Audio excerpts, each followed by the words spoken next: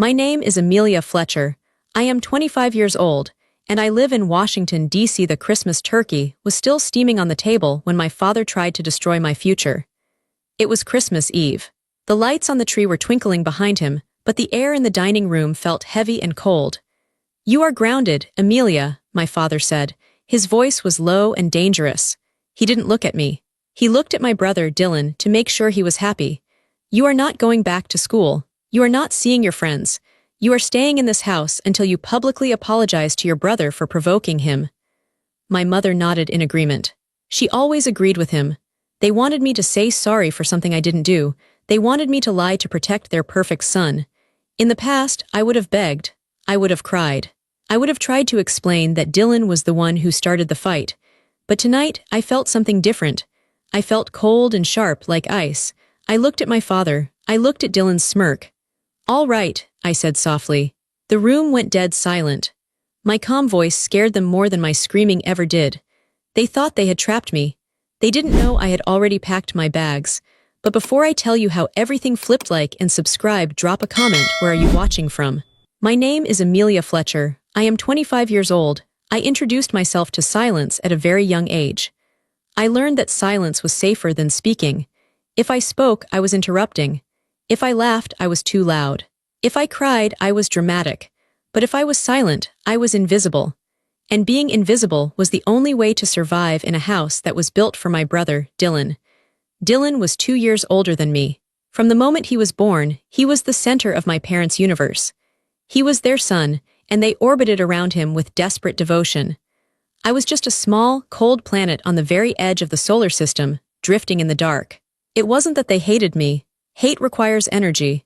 Hate requires passion. My parents didn't have enough energy left over for me to hate me. They just tolerated me. I was a guest in my own home, a guest who had stayed too long. I remember my 10th birthday. I had asked for a specific book set about history. I loved reading. Reading was my escape.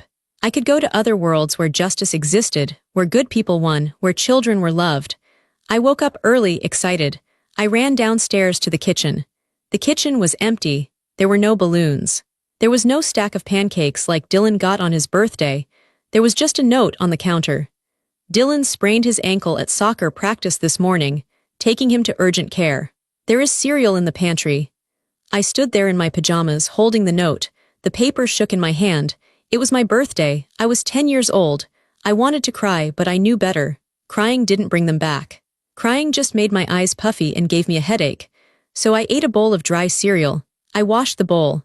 I put it away. When they came home 4 hours later, Dylan was on crutches, smiling like a king on a throne. My mother was fussing over him, getting him pillows, making him hot chocolate. My father was carrying Dylan's backpack. "Happy birthday, Amelia," my mother said distractedly, not even looking at me. She was fluffing a pillow for Dylan's foot. "We'll order pizza later. Dylan is in too much pain to go out for dinner." "Okay," I said. "And don't be loud," my father added. "He needs to rest." That was the pattern. It never changed. It only got worse as we got older. Dylan was not a bad kid at first, but he learned quickly. He learned that he could do no wrong. He learned that if he broke a vase, he could blame the cat or the wind or me, and they would believe him. He stopped trying in school because he didn't have to. If he got a C on a test, my father would call the school and yell at the teacher for making the test too hard. If he didn't make the varsity team, my mother would claim the coach was biased. They smoothed every road for him. They removed every rock from his path. They were crippling him, but they thought they were loving him. I, on the other hand, had to be perfect just to be considered average. I realized by middle school that my only way out of this house was my brain. I couldn't rely on my parents to pay for college. They had already started a business fund for Dylan, even though he had no business ideas. I knew I needed scholarships. I needed to be undeniable. I studied until my eyes burned. I joined the debate team because it taught me how to speak with authority, something I couldn't do at home. I joined the history club. I volunteered at the library. In my junior year of high school, I won the state debate championship. It was a huge deal. Hundreds of students competed. I had worked on my arguments for months. I had defeated the best speakers in the state. I stood on the stage, holding a golden trophy that was almost as big as me. The audience was clapping. I looked down at the front row where the parents were sitting. There were 2 empty seats. I knew they weren't coming. I had told them the date 3 times. I had written it on the family calendar in red marker. But that morning, Dylan had woken up with a stomach ache. He didn't have a fever. He wasn't throwing up. He just didn't want to go to school. My mother decided she needed to stay home to monitor him, and my father said he had to drive Dylan to the doctor if it got worse. "We are so proud of you, Amelia," my dad had said over the phone when I called them from the bus ride home. He didn't sound proud. He sounded bored. But poor Dylan is really suffering here. I could hear the TV in the background. I could hear Dylan laughing at a show. He wasn't suffering, he was winning. I placed the trophy on the mantelpiece in the living room when I got home. It was shiny and beautiful. It was proof that I was good at something. 2 days later, the trophy was gone. I found it in the garage in a cardboard box covered by an old towel. "Why is my trophy in the garage?" I asked my mother. She didn't look up from her phone. "It was taking up too much space, Amelia." And Dylan felt bad. "You know he struggles with his grades. We don't want to rub your success in his face. It's not kind." Not kind. It was not kind for me to succeed because it made my brother feel bad about his own laziness. That was the moment I stopped sharing my life with them. I went silent. I became a ghost in my own house. I stopped telling them about my grades. I stopped inviting them to events. I stopped expecting them to care. I built a wall around my heart. It was a thick wall made of cold stone. I hid my real self behind it. On the outside, I was the quiet, obedient daughter who did the dishes and never complained. On the inside, I was planning. I was saving money from tutoring other kids. I was researching colleges. I was dreaming of a life where I didn't have to shrink myself to make room for Dylan's ego. I thought I could just wait it out. I thought I just had to survive 1 more year of high school, and then I could leave. I would go to college, get a job, and never come back. I would be free. But I was wrong. I didn't know that Dylan's behavior was escalating. I didn't know that his entitlement was turning into something dangerous. And I didn't know that my parents were willing to sacrifice my entire future to protect him from the consequences of his own actions. The silence I had built was about to be broken. The invisible girl was about to be forced into the spotlight. In the worst possible way. It was a Tuesday in December. The air was crisp and cold, the kind of weather that usually made me feel awake and alive. But that day, I felt a knot of dread in my stomach. I didn't know why. It was just a feeling, a shadow passing over my heart. I stayed late at school for a student council meeting. I was the treasurer. I liked the work. It was organized, logical, and fair, everything my home life was not. By the time I walked out to the parking garage, it was nearly 5 o'clock. The sun had already set, and the garage was lit by buzzing yellow fluorescent lights. It was quiet. Most of the cars were gone. I walked toward my car, a beat-up sedan I had bought with my own tutoring money. My footsteps echoed on the concrete. Then I heard a sound. It was a wet, heavy thud, then a groan. I froze. The sounds were coming from the lower level, near the exit. I should have just gotten in my car. I should have driven away. But I recognized the voice. "Please stop," someone begged. It sounded like Ryan, a quiet boy from my chemistry class. Ryan was gentle. He played the cello. He never bothered anyone. Then I heard a laugh. A cruel, sharp laugh that made my blood turn to ice. It was Dylan. I dropped my bag and ran toward the sound. I rounded the concrete pillar and saw them. Ryan was on the ground, curled into a ball. His hands were covering his face, and blood was seeping through his fingers. He was shaking. Dylan was standing over him. He wasn't alone. 2 of his friends from the football team were there, watching and laughing. But Dylan was the one throwing the punches. His face was red, his eyes wild with a kind of sick excitement. He pulled his fist back to hit Ryan again. "Dylan. Stop," I screamed. My voice echoed through the garage like a gunshot. Dylan froze. He looked up at me. For a second he looked terrified. Then his eyes narrowed. He dropped his hand. "Go away, Amelia," he sneered. "This is none of your business." I didn't listen. I ran to Ryan. I knelt beside him on the dirty concrete. Ryan, can you hear me?" Ryan groaned. He moved his hands. His nose was broken. There was so much blood. It was on his shirt, on the ground, on my hands. "You're crazy," I whispered, looking up at my brother. "What is wrong with you? I'm calling the police." I reached for my phone. Dylan panicked. He lunged forward and grabbed my wrist. His grip was painful. "You are not calling anyone. You hear me? He started it. He insulted me." "He's on the ground, Dylan. Look at him," I yelled, yanking my arm back. Suddenly, a security guard's car turned the corner, lights flashing. The school had installed new cameras in the garage last month. They had seen everything. Dylan's friends ran. Dylan stood there, trapped. The security guard jumped out, shouting into his radio. An ambulance was called. The police arrived within 10 minutes. I gave my statement to the police officer. I told the truth. I told them what I saw. I told them Dylan was hitting Ryan while Ryan was on the ground. I didn't lie, I couldn't. Ryan was hurt. Dylan sat in the back of a police car, staring at me through the window. He didn't look sorry. He looked hateful. He looked like he wanted to kill me. The school principal suspended Dylan immediately pending an investigation. Because Dylan was a minor and it was a school fight, the police released him to our parents that night, but charges were likely going to be pressed. My father picked us up. The ride home was silent, deadly silent. I thought foolishly that this was it. I thought my parents would finally see. Dylan had beaten a boy so badly he needed an ambulance. There were cameras, there were witnesses. There was no way to hide this. But I underestimated Dylan, and I underestimated my parents' blindness. As soon as we walked into the house, Dylan collapsed onto the sofa and started to cry. It was a fake, theatrical cry, but to my parents, it was the sound of a wounded angel. He attacked me, Dylan sobbed, burying his face in his hands. Ryan, he's been bullying me for months. He said horrible things about you, Mom. He said things about our family. I tried to walk away, but he jumped me. I was just defending myself. I stood in the hallway, stunned. My mouth fell open. That is a lie, I said, my voice shaking. That is a complete lie. Ryan was on the ground. You were kicking him. I saw it. The cameras saw it. My mother turned on me. Her face was twisted with fury. How dare you, she hissed. How dare you take a stranger's side over your own brother? It's not about sides, Mom. It's about the truth. Ryan is in the hospital.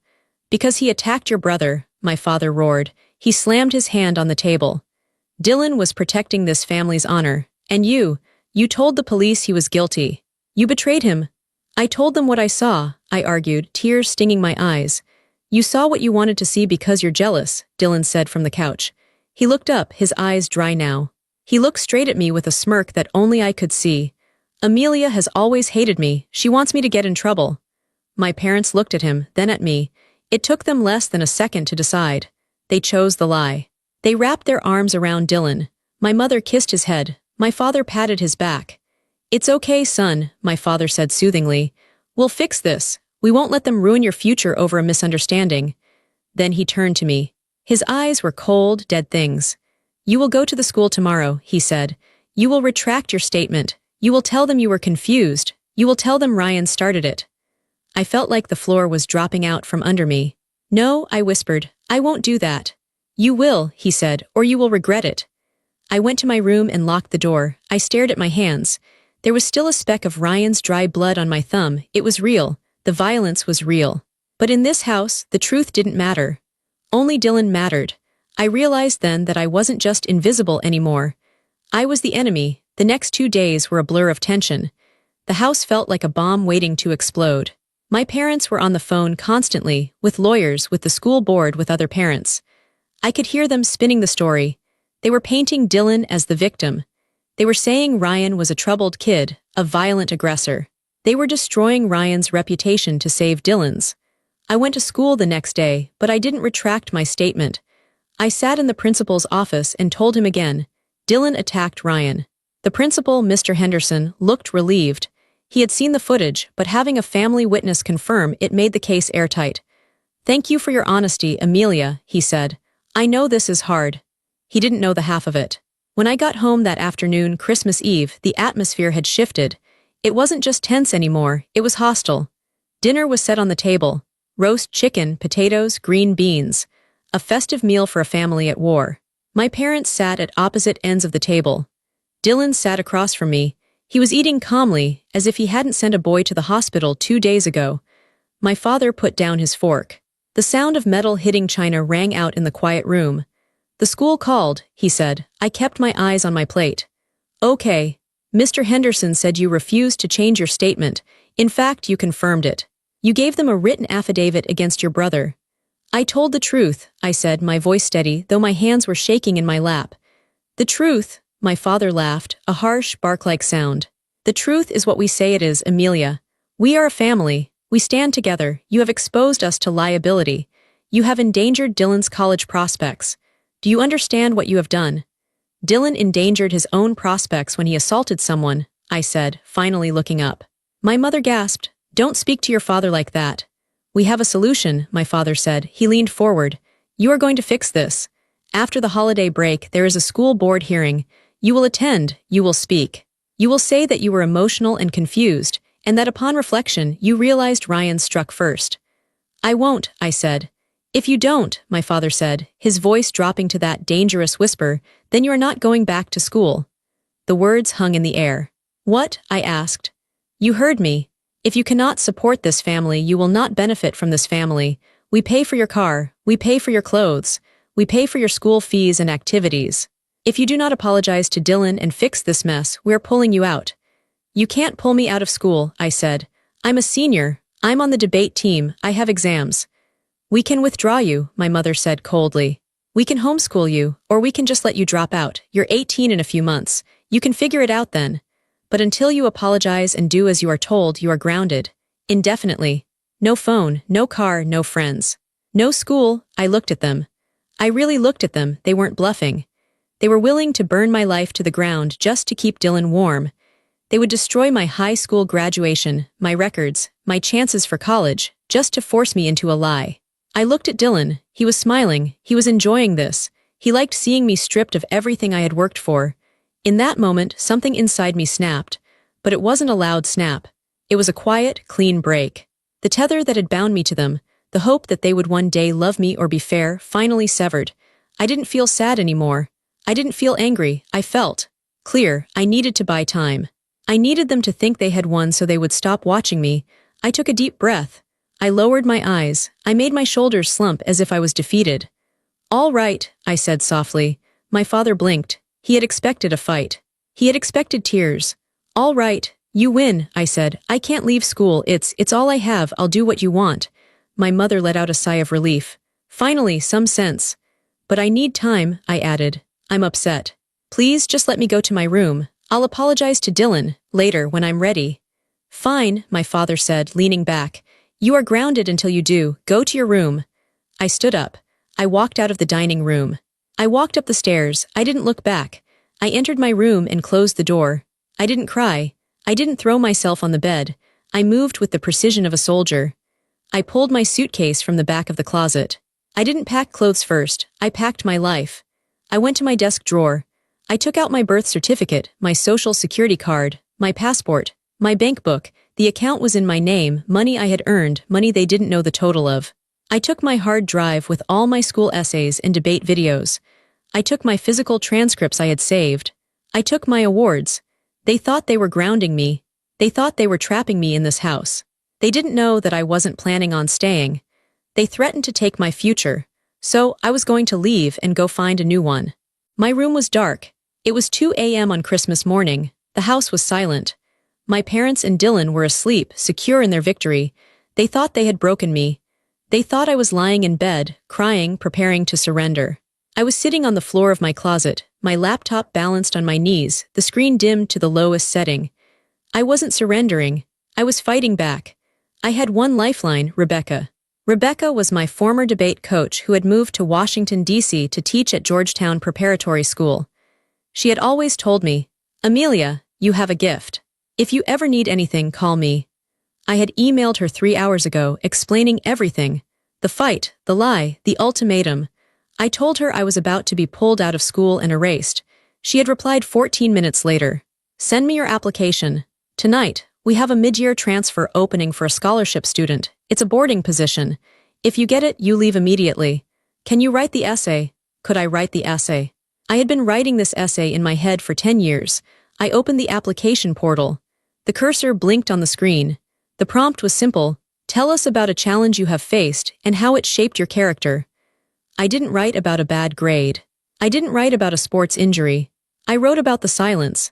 I typed fast, my fingers flying over the keys. I poured everything onto the digital page.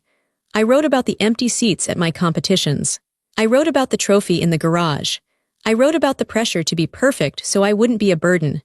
I wrote about the glass child syndrome, looking through the healthy sibling to focus only on the one who demands attention. I wrote, I learned that my voice was the only thing I truly owned. They could take my car, my phone, and my freedom, but they could not take my truth.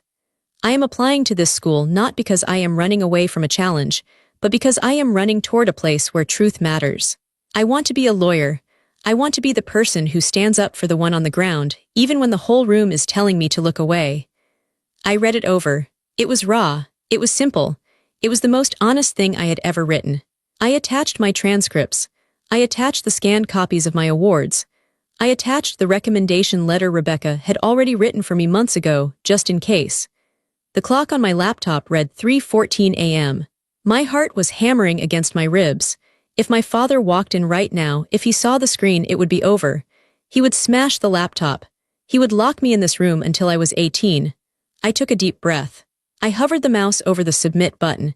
This was it, a quiet rebellion. No screaming, no fighting, just a click of a button. I clicked. The screen loaded, a spinning wheel.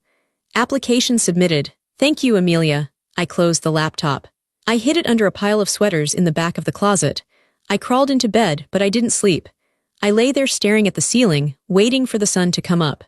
Christmas morning arrived with a gray, dull light. I went downstairs. The tree was lit. There were piles of gifts for Dylan. A new gaming console, designer sneakers, a watch. There were a few small boxes for me, pajamas, a gift card, perfume. Merry Christmas, my mother said, handing me a cup of coffee. She acted like everything was normal. Are you ready to apologize to your brother today? I'm thinking about what I want to say, I said. It wasn't a lie. I was thinking about exactly what I wanted to say. Good, my father said. Don't take too long. The school board meeting is in January. I sat on the sofa, watching Dylan tear open his gifts. He looked happy. He had won. He had gotten away with violence, and he had gotten the gifts. Then my phone buzzed in my pocket. I had snuck it back from the kitchen counter where my dad had left it. I pulled it out under the blanket. An email notification. It was from Georgetown Preparatory School. My hands shook. I tapped the screen. Dear Amelia, we have reviewed your application and the urgent recommendation from Miss Rebecca Sterling. The admissions committee was deeply moved by your essay and impressed by your academic record. We are pleased to offer you a full merit scholarship for the remainder of the academic year, continuing into your final semester. We have a dormitory room available immediately. Orientation for new transfer students begins on December 27th. Please confirm your acceptance by... I stopped reading. December 27th. That was in 2 days. I looked up. My father was laughing at something Dylan said. My mother was taking a picture of them. They had no idea. I looked back down at the phone. I hit reply. I accept. I put the phone back in my pocket. A warmth spread through my chest. It was the warmth of freedom. Amelia, my mother asked. Why are you smiling? I looked at her. For the first time in years, I didn't feel invisible. I felt powerful. I'm just thinking about the future, I said. Well, don't think too hard, Dylan joked. You're grounded, remember? I remember, I said. I remembered everything. And in 48 hours, I would be gone. The 48 hours after Christmas morning were the longest hours of my life. I was living 2 lives at the same time. On the outside, I was the defeated daughter. I was the girl who had been grounded. I was the sister who was expected to apologize. I walked around the house with my head down. I spoke softly. I did the dishes without being asked. My parents watched me with satisfaction. They thought their punishment was working. They thought they had crushed the rebellion out of me. See, my father said to my mother over breakfast on December 26th. She just needed a firm hand. She's calming down. She'll apologize to Dylan by New Year's, my mother replied, sipping her coffee. Then we can put this ugly business behind us and focus on Dylan's spring semester. I was standing right there, wiping the counter. They talked about me like I was a piece of furniture or a dog they were training. I didn't say a word. I just scrubbed the granite until it shined. Inside, I was screaming. My heart was racing so fast I thought they would hear it. Every time I went to my room, I wasn't sulking, I was working. I had to be strategic. I couldn't take everything. If I walked out with 3 suitcases, they would stop me. I had to pack only what mattered. I took the large duffel bag from the back of my closet, the one I used for debate tournaments. It was black and nondescript. I started with the essentials: underwear, socks, my 2 favorite sweaters, the blazer I wore when I won the state championship. It was my armor. I looked at my bookshelf. I wanted to take them all. My books were my friends. They were the only voices in this house that had ever been kind to me. But I couldn't take them, they were too heavy. I chose 3, a worn copy of Pride and Prejudice, my history textbook, and a book of poetry Rebecca had given me. I touched the spines of the others, whispering a silent goodbye. I packed my laptop, my hard drive, and the folder with my documents. I hid the bag under my bed, pushing it all the way against the wall behind a box of old shoes. The hardest part was the acting. That afternoon, Dylan came into the living room where I was reading. He sat down on the coffee table, right in front of me. He blocked my light. "You know you're going to have to say it eventually," he said. He had a smug look on his face. He was eating an apple, chewing loudly. "Say what?" I asked, keeping my voice flat. "That you're sorry, that you lied, that I'm the victim." I looked at him. I looked at the bruise on his knuckle, the bruise he got from punching Ryan's face. "I'm thinking about what to say," I said. "Dad says if you don't do it well enough, he's going to take your car keys for good. Maybe give the car to me, I could use a spare." I felt a flash of rage, hot and sharp. But I swallowed it. I needed to be invisible for just 24 more hours. "We'll see," I said calmly. I stood up and walked away. "Don't walk away when I'm talking to you," he shouted. I kept walking. I went to the laundry room. I pretended to fold towels. My hands were shaking. Just one more day, I told myself. Just one more day. That night I received a text from Rebecca. "The car will be there at 9 a.m. on the 27th. A black sedan. The driver's name is Thomas, be ready." 9 a.m. My parents usually slept until 10 o'clock during the holidays. Dylan slept until noon. I checked my alarm clock. I checked my bag. I checked my escape route. I didn't sleep that night. I lay in my bed, listening to the house settle. I heard the wind outside. I heard the furnace click on and off. I said goodbye to the room. I said goodbye to the view from the window. I wasn't sad to leave the people, but I was sad to leave the only safety I had ever known. It was a cold safety, a lonely safety, but it was mine. Now I was stepping into the unknown. The morning of December 27th was gray and snowy. The house was dead silent. I woke up at 6 a.m. I dressed in my best clothes, a crisp white shirt, dark jeans, and my boots. I brushed my hair. I looked in the mirror. The girl staring back at me looked different. She looked older. She looked determined. I had one loose end to tie up. I needed to sign my withdrawal papers at the high school. The administration office was open for half a day during the winter break for record processing. I knew the secretary, Mrs. Higgins. She liked me. I needed to get my official file sealed and transferred so my parents couldn't block it later. I wrote a note and left it on the kitchen counter. Went to the school to get some books from my locker for studying, be back soon. It was a risk. If they woke up, they might be angry I left the house while grounded. But I took the keys to my beat-up sedan and drove to the school. The school was mostly empty, but the gym was open for winter basketball practice. I could hear sneakers squeaking and balls bouncing. I walked into the main office. Mrs. Higgins was there sorting mail. "Amelia," she asked, surprised. "School is closed, honey. What are you doing here?" "I need to withdraw, Mrs. Higgins," I said. My voice was steady. "I'm transferring today," she blinked. "Transferring? Does your father know? I haven't received any paperwork." "I'm 18 in 3 months, Mrs. Higgins, but right now, I have an acceptance letter from Georgetown Prep. They have requested my file electronically. Can you please push the button to release it?" I showed her the email on my phone. Her eyes went wide. Georgetown Prep was prestigious. "Oh my," she whispered. "Well, if you have the acceptance, and you're sure." "I'm sure, please." "It's urgent." She typed on her computer. She clicked a few keys. "All right, it's sent. You're officially pending transfer." I let out a breath I didn't know I was holding. "Thank you." I turned to leave. I walked out into the hallway. And then I saw him. Dylan. He was walking out of the gym with his gym bag. He must have gotten a ride with a friend for practice. He saw me and stopped. His face twisted into a scowl. "What are you doing here?" he demanded. "You're grounded. Dad's going to kill you for taking the car." "I'm leaving, Dylan," I said. "Leaving? Leaving where? The house?" He laughed. "You can't go anywhere. You have no money. You have nothing." "I'm withdrawing from school," I said. "I'm transferring." He stepped closer. He was big, taller than me by 6 inches. He used his size to intimidate everyone. "You can't transfer. Dad won't let you. You're going to stay here and fix my reputation." "Your reputation is broken because of your fists, not my words," I said. He grabbed my arm. His fingers dug into my bicep. It hurt. "You listen to me," he hissed. "You're coming home right now. You're going to write that apology letter, and you're going to tell the principal that you lied about the fight." Let go of me, I said. No, you're coming with me. He yanked me toward the exit. In the past, I would have gone limp. I would have let him drag me, but not today. Today, I was a scholarship student at Georgetown Prep. Today, I was free. I remembered the self-defense class I had taken secretly at the community center last summer. Rotate the wrist. Step in, push. I twisted my arm violently against his thumb, his grip broke.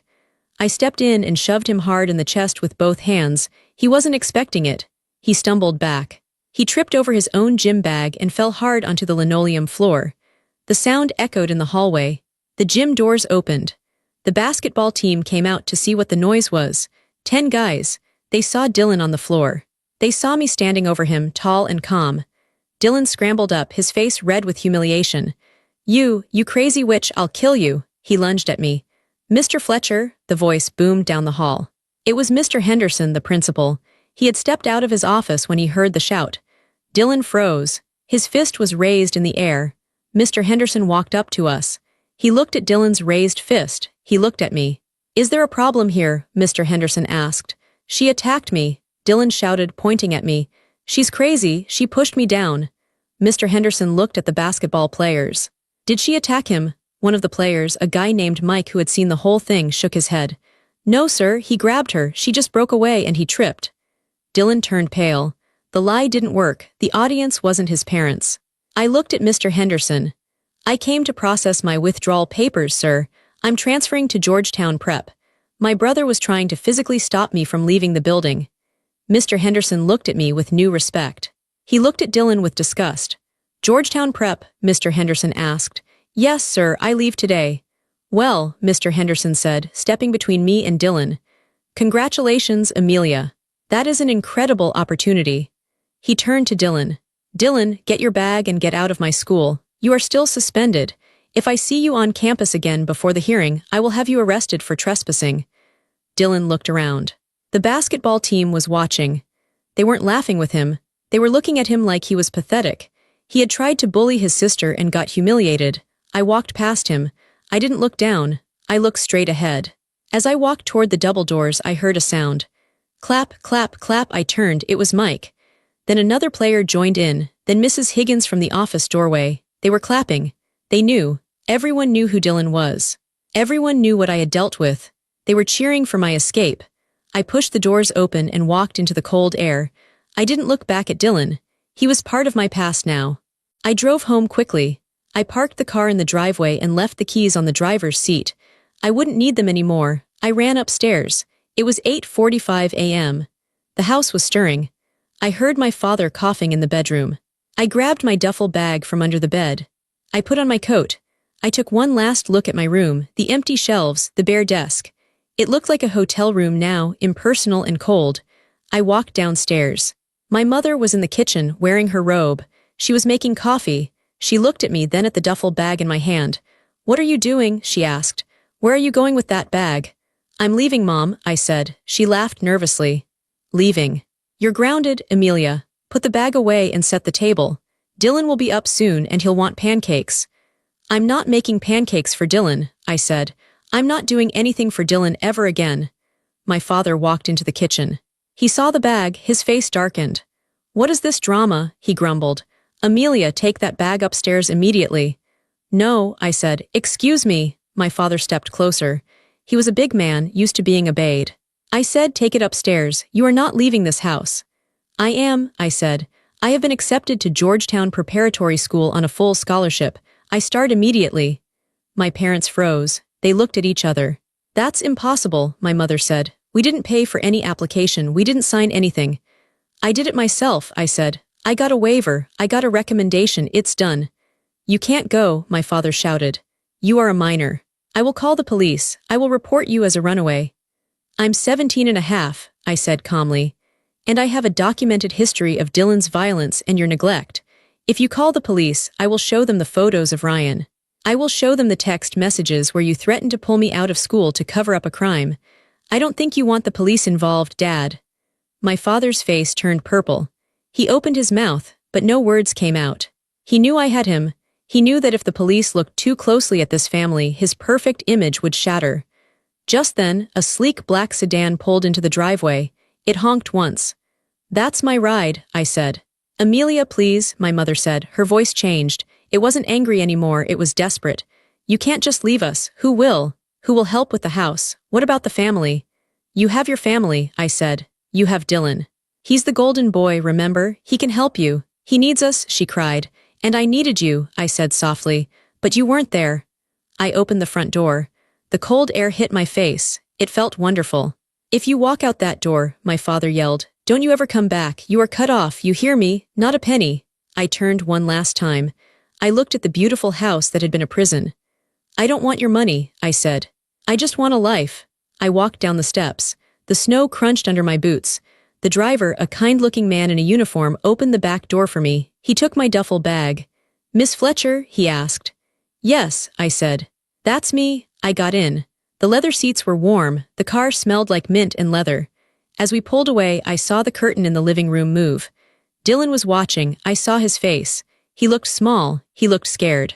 For the first time, he realized that without his punching bag, he was all alone with them. I didn't wave. I faced forward. To Georgetown, miss? The driver asked. Yes, I said. To Georgetown. The drive took 4 hours. I watched the landscape change. The suburbs gave way to the highway, then to the historic streets of the new city. When we pulled up to the school, I gasped. It looked like a castle. Red brick buildings, tall white columns, huge oak trees covered in snow. It was beautiful. Rebecca was waiting for me at the front gate. She was wearing a thick wool coat and a bright red scarf. When I got out of the car, she didn't say anything. She just hugged me. She hugged me tight like a mother should. You made it, she whispered into my hair. I made it, I said. I felt tears prick my eyes. I hadn't cried when my father threatened me. I hadn't cried when Dylan attacked me. But standing there, being held by someone who actually saw me, the wall finally cracked. Welcome home, Amelia, she said. She led me to my dorm. It was small, but it was mine. I had a roommate named Sarah who was studying biology. She had already put a Welcome Amelia sign on my desk. That night, I lay in my narrow twin bed. The room was quiet, but it wasn't the heavy, suffocating silence of my parents' house. It was a peaceful silence. It was the silence of a library, full of potential. I realized I wasn't just surviving anymore. I was starting to live. 3 months past. My life at Georgetown Prep was hard, but it was a good kind of hard. The classes were difficult. The expectations were high. But for the first time, my hard work was rewarded. I joined the debate team. We won our first regional tournament. The coach didn't treat me like an extra, he made me the captain. I made friends, real friends. Friends who liked me for my mind, not for what I could do for them. I didn't answer my phone. My parents called, they left voicemails.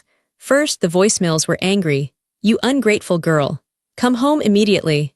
Then they were bargaining. We will give you your car back if you come home for Easter. Then they were desperate. Please pick up, we need to talk. I didn't listen to them. I deleted them. Then, in April, the news broke. I was sitting in the cafeteria eating lunch with Sarah when my phone buzzed with a news alert from my hometown paper. I still followed the local news. The headline made my breath catch. Local high school student expelled after assaulting teacher. I clicked the link. There was no photo of the student because he was a minor, but the name was in the article. Dylan Fletcher. I read the article. My hands shook, not with fear but with shock at the magnitude of it. After I left, Dylan had spiraled. Without me there to blame, without me there to absorb the tension in the house, he had become more volatile. His grades tanked. My parents had pressured the school to keep him, threatening lawsuits. But they couldn't cover this up. Dylan had failed a math test. He had screamed at the teacher, Mrs. Gable, a sweet older woman. When she tried to calm him down, he shoved a desk at her. It hit her leg and broke her ankle. It happened in front of 20 witnesses. There was no he started it. There was no Amelia is lying. There were 20 students and a security camera. He was expelled immediately. The teacher was pressing charges for assault. The school district was suing my parents for damages. My phone rang. It was my mother. I stared at the screen. I debated ignoring it. But I knew this was the end. I wanted to hear it. I answered. Hello, Amelia. My mother sounded hysterical. She was crying so hard I could barely understand her. You have to come home. You have to help us. Help you with what? I asked calmly. Dylan. It's a disaster. They took him to the juvenile detention center. We need character witnesses. We need you to tell the judge that he's a good boy, that he's just stressed. You have to tell them that you provoked him in the past and it made him unstable. You have to take some of the blame, Amelia. It's the only way to save him. I sat there in the cafeteria. The sun was streaming through the window. My friends were laughing at a joke nearby. No, I said. What, did you hear me?